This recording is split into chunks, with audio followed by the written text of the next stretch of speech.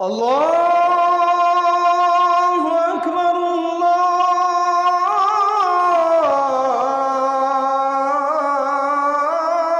আল্লাহু আকবার। ভালো মুসলমান হওয়ার জন্য কয়েকটি বিষয় লাগবে। নাম্বার 1, ঈমানটা বিশুদ্ধ থাকতে হবে। ঈমানটা কি থাকতে হবে? বিশুদ্ধ থাকতে হবে। আপনাদের এই এলাকাতে চট্টগ্রামে বিশেষ করে আমাদের অনেক মুসলমান ভাইরা আছেন, অনেক মুসলমান বোনরা আছেন, সন্তান হয় না।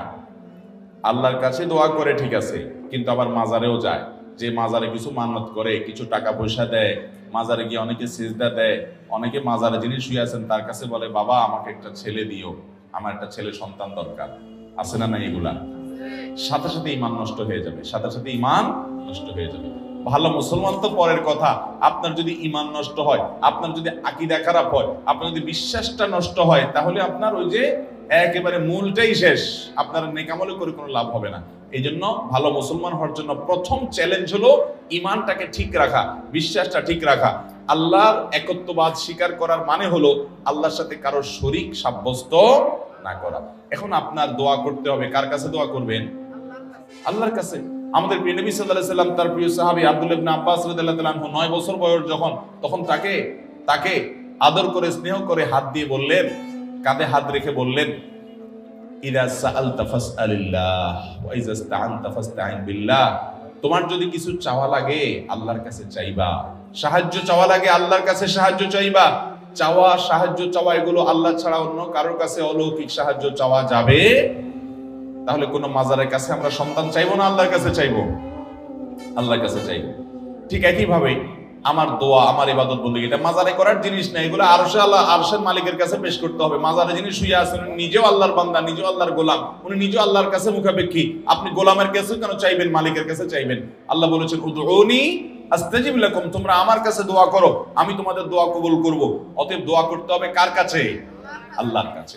ভালো মুসলমান হওয়ার জন্য ঈমান ঠিক রাখতে হবে। ঈমানের মধ্যে কোনো শিরিক থাকতে পারবে?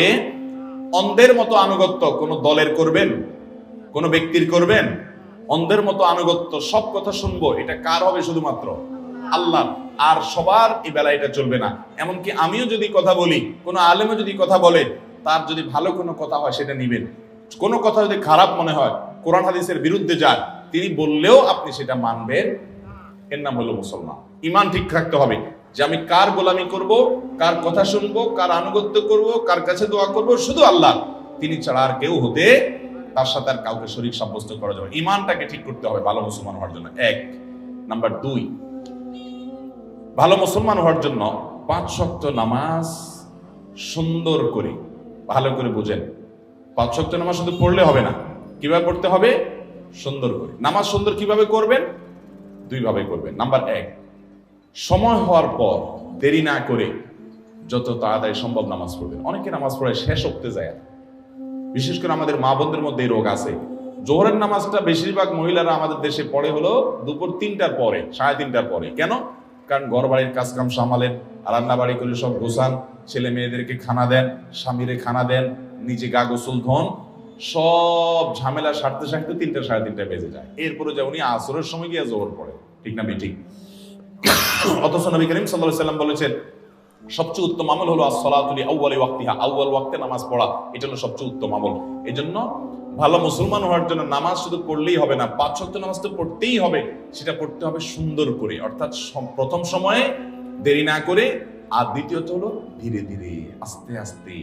যত ধীরে ধীরে নামাজ পড়বেন তত নামাজের কোয়ালিটি বাড়বে, আর যত তাড়াহুড়া করে পড়বেন তত নামাজের কোয়ালিটি কমবে। নামাজি হিসেবে সবচেয়ে ভালো নামাজি কে? আপনার ডানে বামে, আপনার মসজিদে, আপনার কাতারে, আশেপাশে খেয়াল করবেন।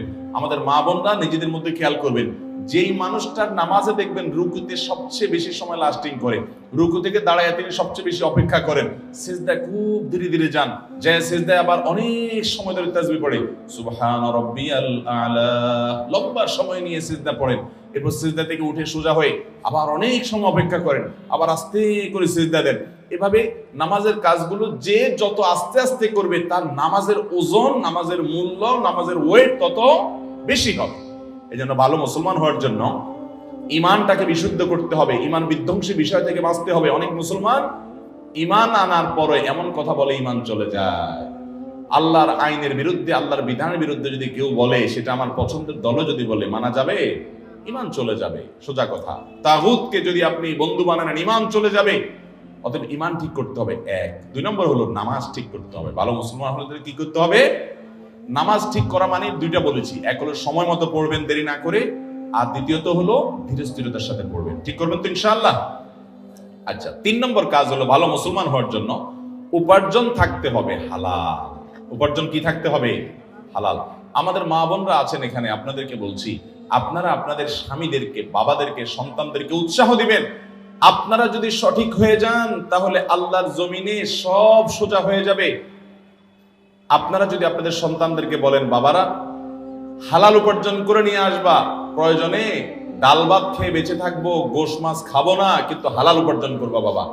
অন্যের ছেলে মেয়েরা বিল্ডিং হাঁকায়, গাড়ি হাঁকায়, টাকা পয়সা চকচকে দেখা যায়, আমার দরকার নাই বাবা। হালাল যদি করতে পারো, ব্যবসা বাণিজ্য করে আলহামদুলিল্লাহ করো, আর না হলে আমার দুর্নীতি করে, ঘুষ, চুরি, ডাকাতি, এই সমস্ত মানুষের হক নষ্ট করে পয়সা আনবা না, আমরা কষ্ট করে থাকবো।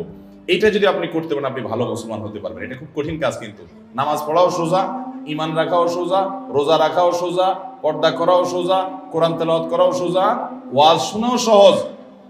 এই যুগের সবচেয়ে কঠিন কাজ হলো আমার উপার্জনটা সব টন টন করে বাজবে। বাজা বুঝেন? এত হালাল হবে যে সেখানে কোনো ভেজাল থাকবে, চেষ্টা করা যাবে না ইনশাআল্লাহ। এটা মুশকিল হলো কি জানেন? এটা করতে গেলে যুদ্ধ করা লাগে নিজের সাথে, কারণ আশেপাশে সবাই 2 নম্বর পথে টাকা পয়সা কামে আঙ্গুল ফুলে কলা গাছ হয়ে যায়। এটা দেখে আপনার মা বাপ বলবে, আপনার স্বামী, আপনার স্ত্রী বলবে, আপনার বন্ধু বান্ধব বলবে, ছেলে মেয়ে বলবে, তুমি কি করো? আরে দুধ করো, পরে আল্লাহকে রাজি করে নেওয়া যাবে। এগুলো ভুল। ভালো মুসলমান হওয়ার জন্য উপার্জন হারাম, এটা থেকে বেঁচে হালাল উপার্জন থাকতে হবে ইনশাআল্লাহ। হালাল উপার্জন না থাকলে কোনো ভালো মুসলমান হওয়ার কোনো সুযোগই নেই, দোয়াই কবুল হবে না, সোজা কথা। ওই শরীরই জান্নাতে যাবে। নবী সাল্লাল্লাহু আলাইহি ওয়াসাল্লাম বলেছেন যে শরীর হারাম দ্বারা গঠন হয়েছে। এই জন্য চ্যালেঞ্জ নিতে হবে মুসলমান যুবকদেরকে, যুবতীদেরকে, সবাইকে, যে আমরা হারাম আমাদের শরীরে প্রবেশ করাবো। ভালো মুসলমান হওয়ার জন্য 3 নম্বর পয়েন্ট বলেছি হালাল উপার্জন হওয়া। 4 নম্বর পয়েন্ট হলো আচরণ ভালো হওয়া। আজকাল দেখবেন অনেক নামাজি কালামি মুসল্লি পাওয়া যায়, কিন্তু আচরণ খারাপ, ব্যবহার খারাপ, অধিকার নষ্ট করে শ্রমিকের, অধিকার নষ্ট করে কাজের লোকের, অধিকার নষ্ট করে বউ হয়ে শাশুড়ির অধিকার নষ্ট করে, শ্বশুরের অধিকার নষ্ট করে, শ্বশুর শাশুড়ি হয়ে বউয়ের অধিকার নষ্ট করে, স্বামী হয়ে স্ত্রীর অধিকার নষ্ট করে, স্ত্রী হয়ে স্বামীর অধিকার নষ্ট করে, বন্ধু হয়ে বন্ধুর অধিকার নষ্ট করে, প্রতিবেশী হয়ে প্রতিবেশীর অধিকার নষ্ট করে, এমনকি মুসলমান হয়ে প্রতিবেশী অমুসলমান তারও অধিকার নষ্ট করে। প্রতিবেশী অমুসলমান হলে তার অধিকার আছে না নেই? কিরকম অধিকার জানেন? আব্দুল্লাহ ইবনে ওমর রাদিয়াল্লাহু তাআলা আনহু, নবী করিম সাল্লাল্লাহু আলাইহি ওয়াসাল্লামের একজন প্রিয় সাহাবী, ওনার বাড়িতে একবার ছাগল জবাই হয়েছে। খাওয়া দাওয়া করবেন কোনো আনন্দের উপলক্ষ, তো উনি ওনার পরিবারের লোকদেরকে বললেন, আমাদের পাশের বাসায় যে ইহুদি আছে তার বাসায় কি গোশত পাঠানো হয়েছে ছাগল থেকে? 2 বার জিজ্ঞাসা করলেন। তখন বাসার লোকরা বলল, না, পাঠানো হয়নি। তখন তিনি বললেন, আমি তো নবী করিম সাল্লাল্লাহু আলাইহি ওয়াসাল্লামের কাছ থেকে শুনেছি যে প্রতিবেশীর অধিকার এত বেশি যে জিবরিল বারবার নবী সাল্লাল্লাহু আলাইহি ওয়াসাল্লামকে প্রতিবেশীর ব্যাপারে সাবধান করতে করতে নবী সাল্লাল্লাহু আলাইহি ওয়াসাল্লাম বলেছেন, আমার তো আশঙ্কা হয় কখন না জিবরিল এসে বলে যে তোমার মরার পর তোমার সম্পদে ভাগ পাবে প্রতিবেশী। এই কথা বলে কিনা আমি সে আশঙ্কায় ছিলাম। মানে এত প্রতিবেশীর হক, এমনকি অমুসলমান হলেও। ইহুদির চাইতে বড় শত্রু মুসলমানদের আর কেউ না। আল্লাহ কোরআনে বলেছেন, লা তাজিদান্না আশাদ্দান নাসি আদাওয়াতান লিল্লাযিনা আমানু আল ইয়াহুদ, ঈমানদারদের জন্য সবচেয়ে বেশি শত্রু পাবো তোমরা ইহুদিদেরকে। সেই ইহুদিও যদি আমার প্রতিবেশী হয়, আমার গ্রামের হয়, আমার পাশের বাড়ির হয়, বসবাস করে, তার প্রতি শুধু সদাচরণ করা না, তার বাসায় হাদিয়া পাঠানো, খাবার পাঠানো, এটা শিক্ষা আমাদেরকে ইসলাম দিয়েছে। ঠিক না বেঠি? তাহলে ভালো মুসলমান হতে হলে মুসলমান তো বটেই, অমুসলমানের সাথে সুন্দর আচরণ, ভালো আচরণ করতে হবে। আর মুসলমান যারা আছেন, আত্মীয় স্বজন, বাবা মা, সবার প্রতি সদাচরণ করা, তার কাছে ব্যবহার খারাপ না করা, সবার হক আদায় করা, এটা ভালো মুসলমান হওয়ার জন্য জরুরি। তাহলে 4 নম্বর শর্ত বলেছি আখলাক বা আচরণটা ভালো হওয়া। এই 4টা কাজ যদি আপনি ঠিকঠাক মতো করতে পারেন ইনশাআল্লাহ, এর পাশাপাশি হারাম কাজ থেকে বেঁচে থাকবেন, মৌলিক ফরজ বিধানগুলো মেনে চলবেন, ইনশাআল্লাহ আপনি ভালো মুসলমান হয়ে যাবেন। ওইটাকে আমরা 5 নম্বর পয়েন্ট বললাম। আমরা আবারও বলি, 1 নম্বর ঈমানটাকে শুদ্ধ করবেন, শিরিক মুক্ত ঈমান আনবেন। নাম্বার 2, নামাজটাকে সুন্দর করবেন, ওয়াক্ত হওয়ার পরে দেরি করবেন না এবং ধীরে ধীরে পড়বেন। নাম্বার 3, হালাল উপার্জন করবেন, হারামের ধারে কাছে যাবেন না, চ্যালেঞ্জ নেবেন।